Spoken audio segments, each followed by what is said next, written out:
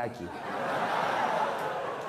Makanya ibu-ibu poluan, kalau na telepon komandanmu jangan mendayu-dayu.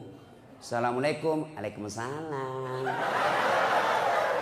Lagi di mana dek? Di rumah aja komandan. Lagi ngapain? Baring-baring. Salatu Allah ala toha rasulillah. Salatullah salamullah ala yasin.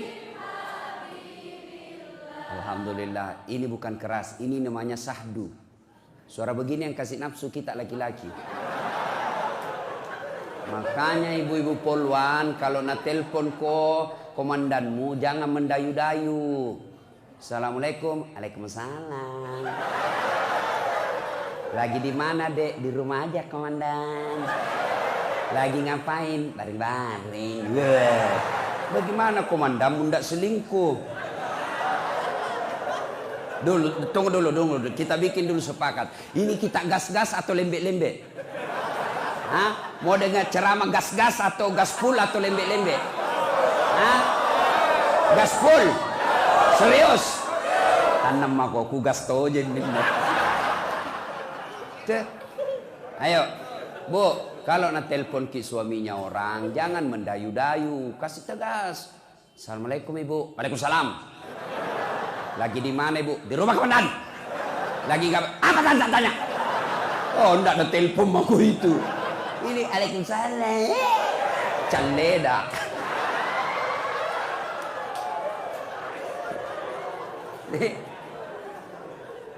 Diam-diam Ibu, kita dengar ini bapak-bapak. Yuk, ayo Pak, jangan mempermalukan jenis kelamin. Yuk. Salatullah salamullah ala toha rasulillah. Salatullah salamullah ala yasin. Bapak tahu enggak kenapa ini keras? Karena banyak bribka di dalam masjid. Kalau yang perwira menengah, gengsi-gengsi.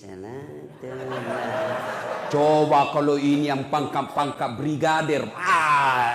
Inilah brigadir yang tidak bisa lepas dari BRI.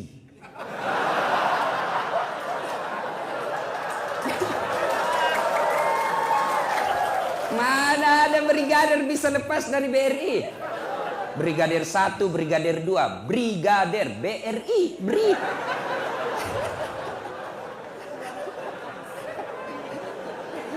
Iya toh, BRI, Brigadir.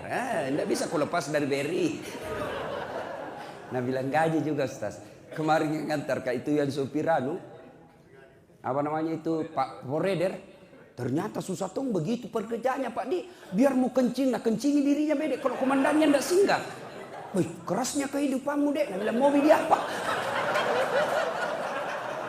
Kasihan juga ini polisi. Saya bilang, memang susah jadi polisi Pak. Ndak gampang memang orang jadi polisi. Kenapa? Masalahnya orang datang sama kita. Coba bayangkan. Dia yang curi ayam, kita yang masalah. Dia yang korupsi, kita jadi masalah. Dia yang narkoba, kita datang masalahnya semua. Susah memang tong. Bayangkan dia bilang kadang-kala tak ciri kita Ustaz. Tidak mungkin kita mau singgah sana komandan laju. Disuruh kipus up hitungan Belanda. Bapak saudara-saudara sekalian. Kita gas-gas sedikit. Nah, ibu bapak saudara-saudara sekalian. Saya mau tanya dulu. Siapa yang tahu nomor punggungnya Maradona? Nomor berapa? 10. Nomor punggungnya Lionel Messi? Berapa? 10. Neymar?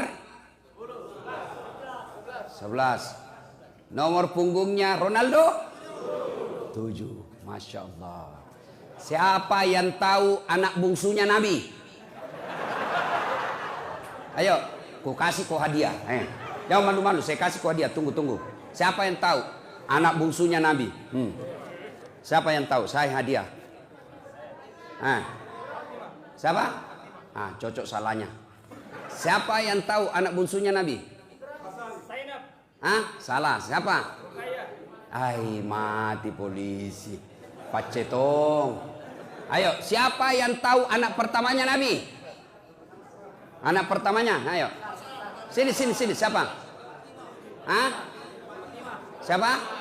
Fatimah. Aduh, mace. Salah. Ayo. Siapa yang tahu anak pertamanya Nabi? Siapa? Hai, tidak ada yang cocok. Mati nih. Hah? Apa? Mana ibu? Sini dulu. Berdiri ke sini. Waduh, mati Mija cantik tuh ini Baryanti. Hai. Mati yang terancam Mama Nece. Siapa nama anak pertamanya Nabi? Kosim, cocok. Hadiah 100.000. Beda itu rasanya uang Kapolda dengan uang Ustaz. Coba, ayo. Siapa nama anak bungsunya Nabi? Ibrahim. Berapa anaknya Nabi? Bingung mah kok? Ayo. Berapa? 7. Berapa anak laki-laki? Berapa anak perempuan? Usia berapa Nabi menikah? Siapa istrinya? Berapa umurnya Khadijah? Coba. Inilah gunanya maulid. Kita ulang kembali sejarah Nabi. Tujuannya apa? Kita kenal lagi kembali Nabi. Selalu saya ceramah dari Sabang sampai Merauke, bahkan sampai Sabah Sarawak, sampai ke Amerika. Sama saja judulnya. Dengan hikmah maulid kita meneladani Nabi. So, bagaimana kau mau meneladani Nabi kalau kau tidak tahu sejarahnya? Ayo, bagaimana kau contoh Nabi makan kalau kau tidak tahu bagaimana Nabi makan? Bagaimana kau contoh Nabi tidur kalau kau tidak tahu, tidak pernah kau dengar bagaimana Nabi tidur? Tidak mungkin kau bisa contoh. Maka ulama kita dulu mengajarkannya melalui maulid. Inilah tujuannya maulid. Kenapa pakai telur? Ulama ini telur, saya dari ceramah Sabang sampai Merauke hanya suku Bugis Makassar yang ada telurnya. Kenapa? Kreatif bos ulama-ulama kita dulu. Sekarang mengundang orang bukan lagi telur. Kalau sekarang apa? Door prize. Tablik akbar, hadiah kulkas. Hadiah umroh. Datang semua orang. Dulu nenek-nenek kita tidak kenal itu. Yang dia kenal telur. Yang dia kenal soko. Saya tanya ulama-ulama sesepuh. Kenapa? Kenapa songkolo? Kenapa tidak pakai beras? Orang berharap mudah-mudahan kalian umat Islam merapat ko. Masih diko. Menyatu ko seperti melekatnya itu songkolo. Kenapa tidak warna merah? Sekarang ada Tommy kuliah merah sama putih. Itu NKRI harga mati. Kenapa warna kuning? Warna kuning, warna keemasan. Semua kalian diharapkan seperti emas yang dicintai oleh siapapun juga. Kenapa pakai telur? Kenapa tidak pakai ikan? Botoki kalau ikan. Kenapa pakai telur? Ini masa depan. Bibit. Kalian menjadi bibit-bibit penyebar Islam. Itu dulu. Maka dipakai songkolo. Hebatnya ini songkolo Baraka Maulid. Biar Jenderal Bintang 2 mau to ngambil bos. Padahal berapa harganya ini? 10 limbi. 5 bilangan. Tapi mana Jenderal dapat to? Barakak naro. Maka kalian kalau tidak maulid boleh. Tapi jangan kau tuduh kami yang maulid sesat. Boleh kalian tidak mau maulid. Kami pun tidak bilang kau sesat tidak mau maulid. Boleh. Tapi jangan kasihan gara-gara maulid kau tuduh kami sesat. Sama Nabi tak. Sama sahadat tak. Sama kiblat tak. Sama rukun haji tak. Sama rukun Islam. Sama rukun iman tak. Oke kita sama-sama. Mau kau maulid silahkan. Tidak mau maulid silahkan. Jangan ribut. Aman toh. Ini anak-anak muda. Baru belajar agama 3 bulan. Boy, semua salah. Kayak dia saja panitia hari kiamat. Pede. Kenapa? Karena bid'ah. Kan begini. Bos, Pak. Orang sekarang ini belajar agama 2 caranya. 1, ada namanya kelas Google. Kelas internet.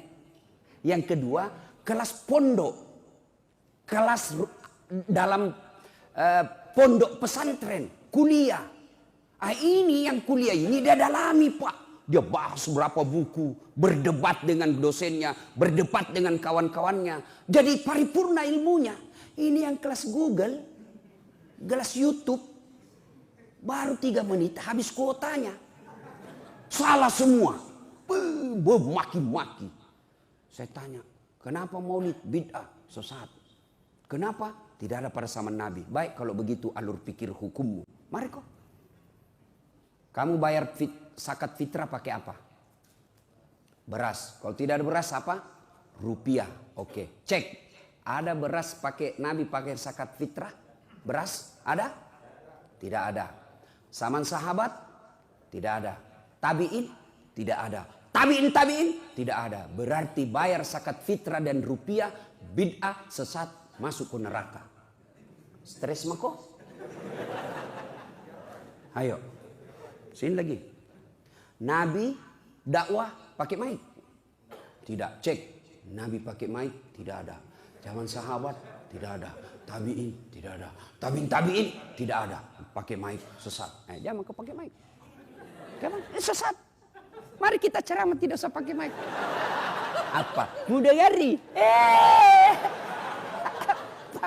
Kan jalur pikirannya begitu. Maka saudara-saudara sekalian, mau maulid silahkan, tidak mau maulid silahkan. Ini tujuannya maulid. Supaya kita dengar, pulang itu, maka kita contoh. Bagaimana kita mau contoh kalau kita tidak tahu?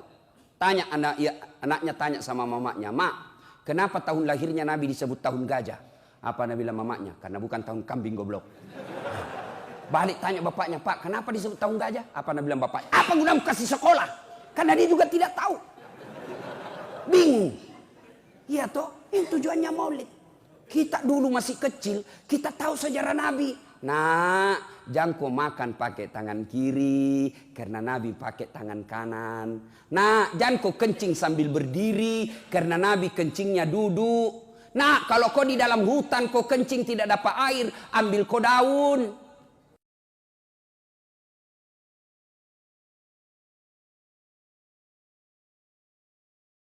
Tugas kita di tengah hutan atau apa, kencing kita tidak pakai daun, tidak pakai air, ambil daun 3 lembar. Caranya ambil daun pertama gosok begini. Ambil daun kedua gosok lagi begini. Ambil daun ketiga gosok lagi begini. Jangan kau gosok begini. Tambah kotor cikali. Tapi sebelum kau pakai itu baik daun, paresa baik-baik dulu. Siapa tahu ada cambulu-buluna. Jangan ketawa poluan ini urusan laki-laki. Iya, itu diajarkan dulu. Ibu kita cepat perkenalkan. Nah, tidur jangan kau tendang kiblat. Sunnahnya menghadap kau ke kiblat. Nah, kalau kau buang air besar, jangan kau membelakangi menghadap kiblat, karena Nabi tidak melakukan itu. Itu dulu orang tua kita, tidak sarjana, tidak polisi, petani, tapi dia sudah tahu sejarahnya Nabi. Melalui apa? Dari guru-gurunya baca kitab.